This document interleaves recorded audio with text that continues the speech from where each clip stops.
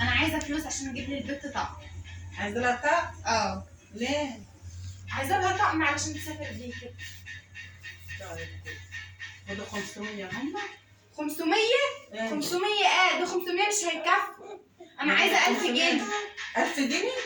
ده طقم يعني هتجيب لها طقم استاذ؟ ده اقل طقم دلوقتي في السوق يعمل له 1000 ونص. ده انا هحاول انزل مع الراجل. ده طقم صغير، كل واحد يمشي على قد يا بنت. ماشي، ما هو انا على قدي. انا لو مش على قدي انا كنت جبت لها طقم ب 3000 جنيه. 3000؟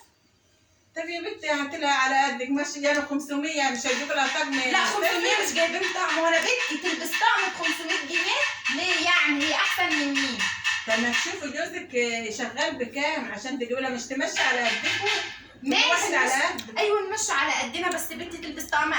ايه تاني؟ ده انا لسه ما قلتلكيش اللي جاي. ليه تاني؟ عايزه ايه؟ عايزه اوديها الحضانه. توديها الحضانه؟ اه. حضانه لسه صغيره عندها سنه وتوديها الحضانه؟ ايوه خدي بنت، انا جارتي.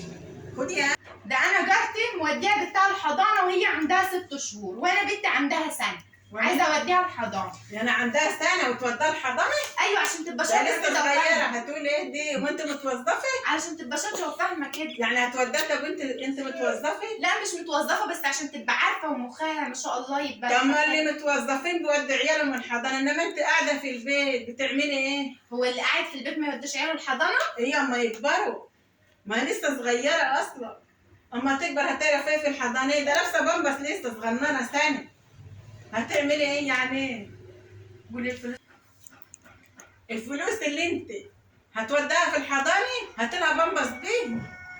العيشه غاليه والدنيا ولعت، انتوا مش دارين بالعيشه ولا حاسين بيه. هاتلها بقى بامبس اللي هتوديه بالحضانه.